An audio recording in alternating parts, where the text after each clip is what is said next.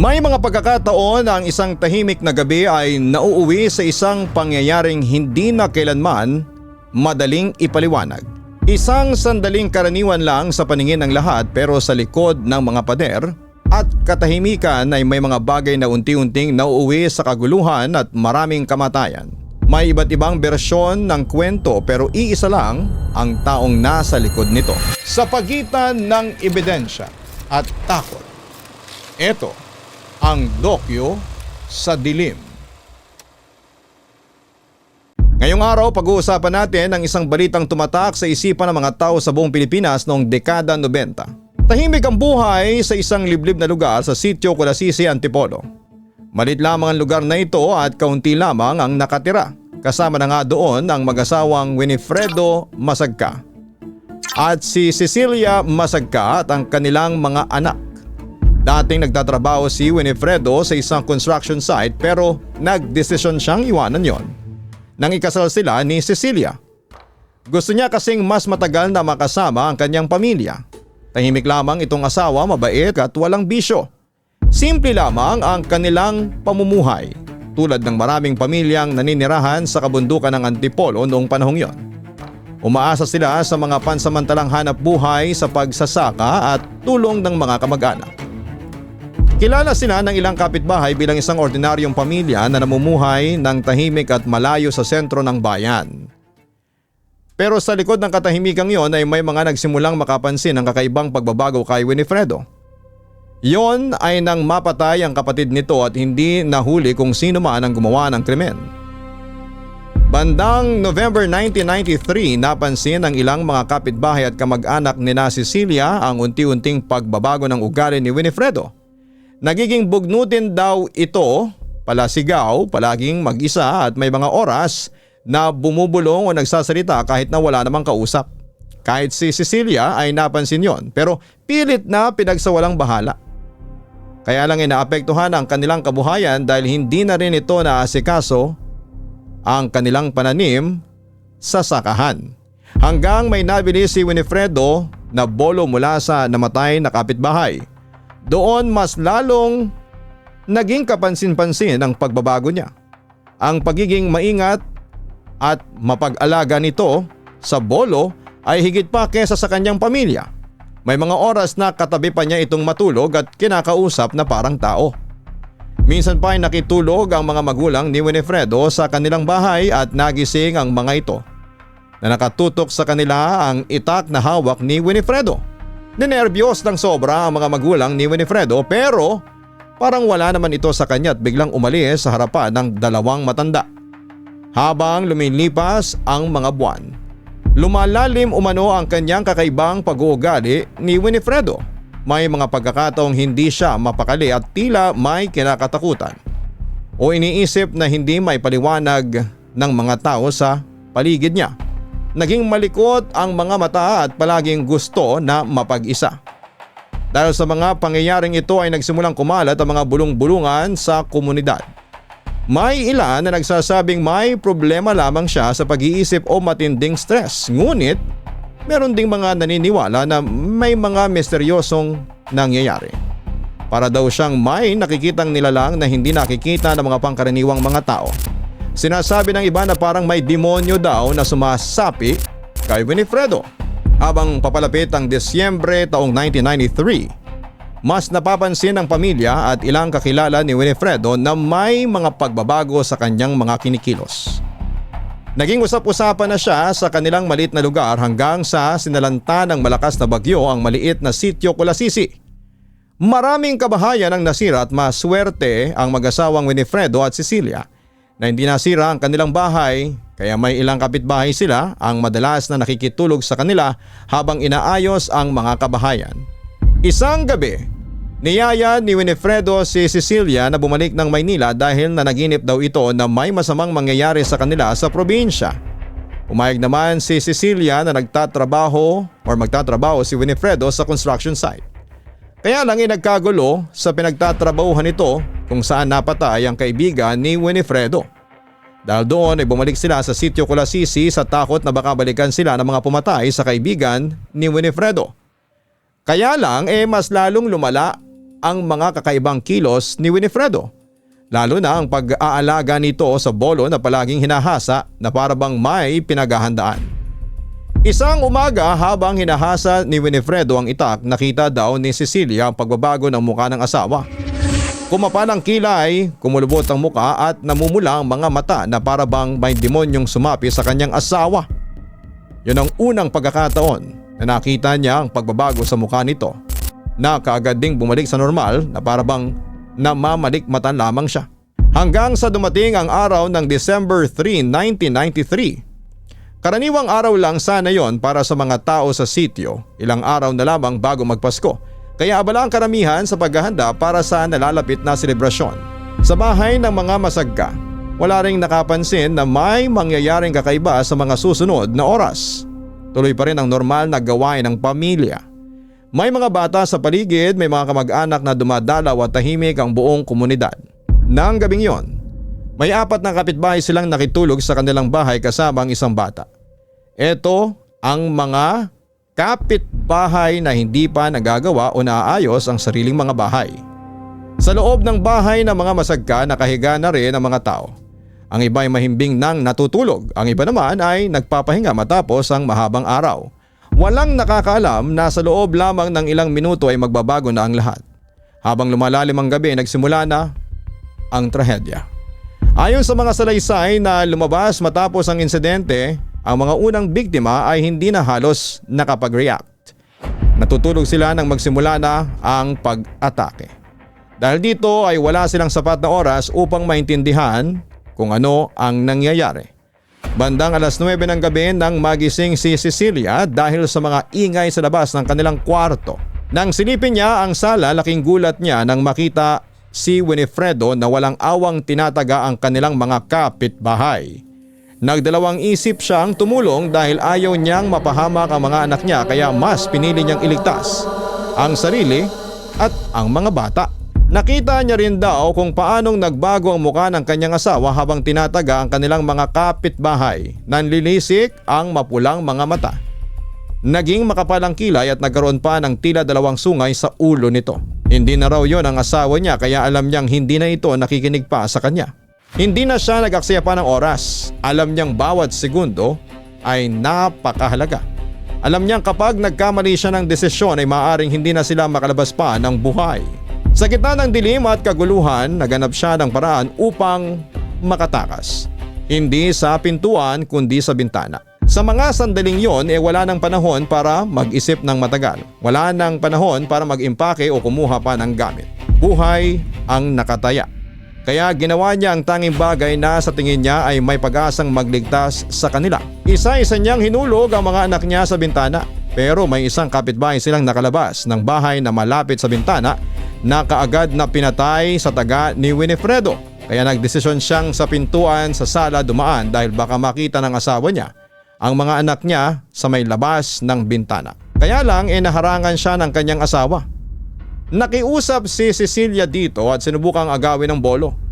Pero tinaas ni Winifredo ang hawak na bolo at akmang tatagain na si Cecilia.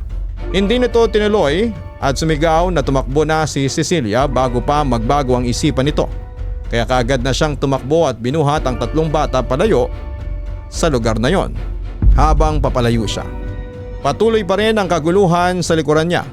Rinig na rinig niya ang sigawan at pagmamakaawa ng mga taong pinapatay ni Winifredo. Gusto niyang bumalik at tumulong pero hindi niya kayang isakripisyo ang buhay ng mga anak niya. At habang tumatakbo siya sa dilim ng gabi, marahil ay hindi niya maiwasang isipin ang mga taong naiwan sa loob ng bahay. Mga taong ilang oras lang ang nakalipas ay kasama pa nilang namumuhay ng normal. Patuloy naman sa pagtakbo sina Cecilia hanggang sa halos maabutan na sila ng sumusunod na si Winifredo sa may sapa. Umiiyak na nakiusap si Cecilia sa asawa niya na huwag idamay ang kanilang mga anak, na wala silang kasalanan at huwag silang patayin. Natulala daw si Winifredo at hindi na sumunod pa sa kanila. Pero nakita niyang naglakad ito pabalik sa bahay, kumuha ng pesticide, nagtungo sa burol at doon ininom ang lason. Nang makalayo si Cecilia sa bahay, hindi pa rin siya sigurado kung ligtas na ba talaga sila ng kanyang mga anak. Habang tumatakbo si Cecilia, nagsimula siyang makakita ng mga bahay sa hindi kalayuan. ilaw mula sa mga bintana, mga tahanang hindi pa natutulog. Mga taong walang kaalam-alam sa trahedyang nagaganap ilang metro lamang mula sa kanila. Nang makarating siya sa mga residente at ligtas na lugar ay agad siyang humingi ng tulong. Noong una, nahirapan pang maintindihan ng mga tao ang kanyang sinasabi halatang nasa matinding pagkabigla siya. Mabilis ang kanyang pagsasalita at hirap siyang ipaliwanag ang buong mga nangyari. Pero sapat na ang takot sa kanyang muka upang maintindihan ng mga nakapaligid na may seryosong problema na. Unti-unting naglabasan ng ilang residente upang alamin ang sitwasyon. May mga gustong tumulong kaagad, may mga gustong puntahan ang bahay, pero marami rin ang nag-atubili. Hindi nila alam kung ligtas bang lumapit. Hindi nila alam kung tapos na ba ang panganib. Hindi nila alam kung nasaan si Winifredo. Habang nag-uusap-usap ang mga residente, nagsimula ng kumalat ang balita sa buong sityo. Sa maliit na komunidad, mabilis na kumalat ang impormasyon. Mula sa isang bahay patungo sa isa pa, paulit-ulit na pinapasa ng mga tao ang kanilang mga narinig. Pero wala pang nakakaalam sa buong pangyayari. Habang lumilipas ang oras, lalo pang dumarami ang mga taong nagising at lumabas ng kanilang mga bahay. Ang ilan ay nagdarasal at ang iba naman ay nag-aalala para sa mga kakilala nilang maaaring nadamay.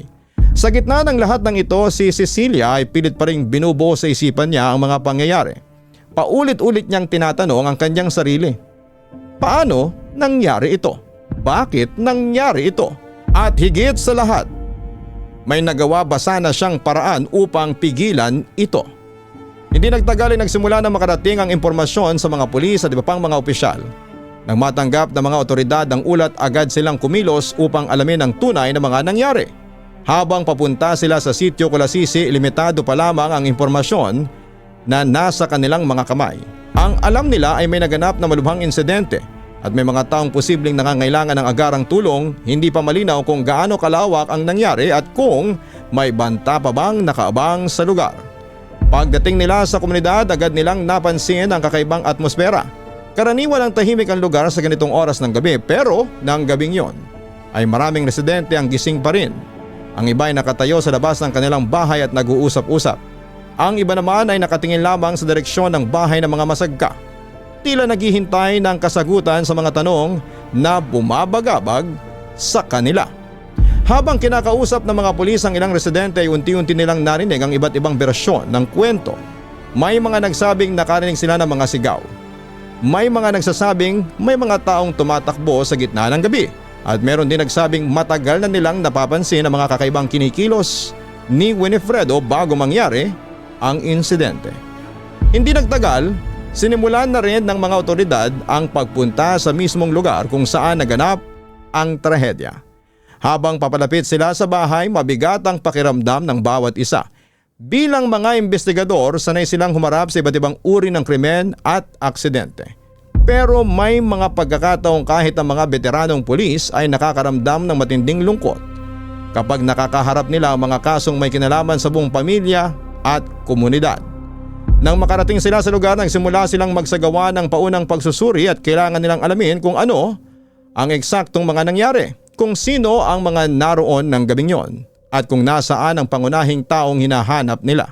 Isa sa mga pinakamahalagang tanong sa mga oras na yon ay ang lokasyon ni Winifredo. Wala pa silang kasiguraduhan kung nasa paligid pa siya o kung nakalayo na. Dahil dito ay naging maingat ang bawat galaw ng otoridad. Ayaw nilang ilagay sa panganib ang kanilang sarili o mga residente kung sakaling hindi pa tapos ang banta. Kasabay ng investigasyon, nagsimula rin kunin ng mga pulis ang mga unang pahayag ng mga nakaligtas. Kabilang dito si Cecilia na bagamat nasa matinding pagkabigla pa rin ay sinubukang ikwento ang mga bagay na kanyang natatandaan. Hindi naging madali ang prosesong ito. Kapag ang isang tao ay nakaranas ng matinding trauma ay kadalasang nahihirapan siyang isaayos ang isipan at ang eksaktong pagkakasunod-sunod ng mga pangyayari. Gayunpaman, mahalaga ang kanyang salaysay upang mabuo ng mga otoridad ang unang larawan na nangyari ng gabing yon. Pagsapit ng madaling araw, hindi pa rin humuhupa ang tensyon sa sitio Colasisi.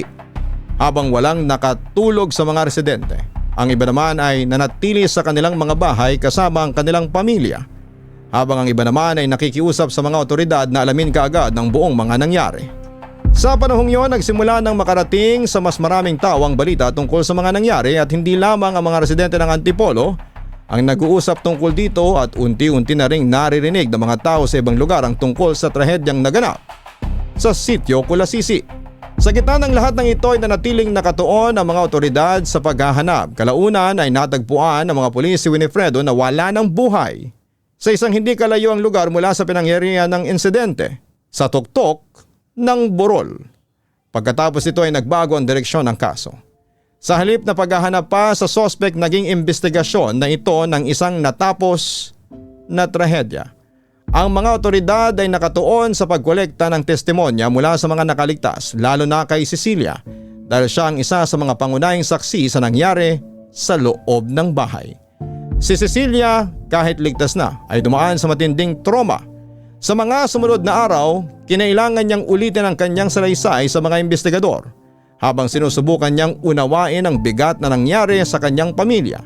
Hindi naging madali ang proseso dahil ang emosyon at takot ay nanatiling sariwa sa kanya. Kaya lang ay naging kakaiba ang mga sagot at salaysay ni Cecilia. Sinabi niyang hindi si Winifredo ang pumatay sa gabing yon, kung hindi isang demonyo. Demonyong sumanib sa katawan ng kanyang asawa. Dahil kitang-kita niya na iba ang mukha ni Winifredo habang pinapatay ang kanilang kapitbahay. Habang lumilipas sa mga araw ay nagsimulang kumalat sa publiko ang iba't ibang bersyon ng kwento. May nagsasabing ito ay bunga ng matinding personal na problema. May iba namang naniniwala sa supernatural na paliwanag na naging popular dahil sa pelikula at mga kwento sa media. May ibang kamag-anak at kapitbahay sina Cecilia na nagbigay ng ibang statement. Ang sabi ng mga ito ay hindi totoo ang mga sinasabi ni Cecilia tungkol sa pagsapi ng demonyo kay Winifredo. Maliit lamang ang kanilang sitio at halos lahat sila ay magkakakilala. Ayon sa mga ito, bago ang krimen na yon, may nakawan daw na nangyari sa kanilang lugar at isa sa mga nakakita ng nakawan na yon ay ang namatay sa massacre. Kaya daw nakitulog ang biktima sa bahay ni na Cecilia ay dahil pakaramdam nito. Ligtas ang bahay na yon para sa kanya dahil alam niyang pinaghahanap siya ng mga sospek sa nakawan ng rice blower sa kanilang lugar. Ang mga akyat-bahay gang na yon ay kilala na nananakit at pinatatahimik ang mga taong nagiging sagabal sa kanilang pagnanakaw. Kaya ginawang taguan ng biktima ang bahay ni na Cecilia. Ang hindi nito alam, kasama daw si Winifredo sa grupo ng mga magnanakaw na yon. May lumabas din na isang witness na kanilang kapitbahay ang pinabulaanan ng statement ni Cecilia. Imposible daw na idaan ito ang mga anak sa bintana dahil nakaalambre daw ang mga bintana sa bahay nito. At nakita niya rin daw na kinausap pa ni Winifredo si Cecilia sa labas ng bahay bago ito muling pumasok at nang lumabas sa pintuan ay kasama na ang 3 anak. Pagkaalis ni na Cecilia, may dumating daw na iba pang lalaki na may mga dalang bolo at doon nagsimula ang sigawan, iyakan at pagmamakaawa sa loob ng bahay ng masagka. Hindi na raw naglakas ng loob ang witness na tumulong sa takot na baka ito ay madamay pa. Ang sabi rin ng ibang kapitbahay, imposible na mag-isa lang daw si Winifredo sa pagpatay sa 5 katao at hindi rin daw nagpakamatay si Winifredo pagkatapos mapatay ang mga kapitbahay na nakitulog. Sinunod ng mga akyat-bahay gang si Winifredo at pinilit na painumin ng pesticide. Sa takot na mga ito na sumuko si Winifredo. Marami man ang naging iba't ibang bersyon ng kasong ito. Para kay Cecilia, ang mahalaga noon ay hindi na ang mga haka-haka, kundi ang unti-unting pagbangon mula sa trahedya. Ang pagkawala ng kanyang mga mahal sa buhay at ang bigat ng kanyang nasaksihan ay mananatili sa kanya habang buhay at ang tanging naging paraan niya ay ang magsalita na. Nakipagtulungan sa investigasyon at subukang ipagpatuloy ang kanyang buhay sa kabila ng lahat. Sa paglipas ng panahon, ang kaso ay naging isa sa mga pinakakilalang true crime story sa Pilipinas. Hindi lamang dahil sa mismong pangyayari kundi dahil sa dami ng bersyon ng kwento na umikot sa publiko. Mula sa pelikula hanggang sa mga dokumentaryo at usap-usapan. At hanggang ngayon, nananatili itong isang kaso na hindi lamang tungkol sa isang gabi ng trahedya, kundi tungkol din sa kung paano hinuhubog ng media alaala at kwento ng tao ang ating pag-unawa sa katotohanan. Sa pagitan ng ebidensya at takot, Ito ang Dokyo sa Dilim.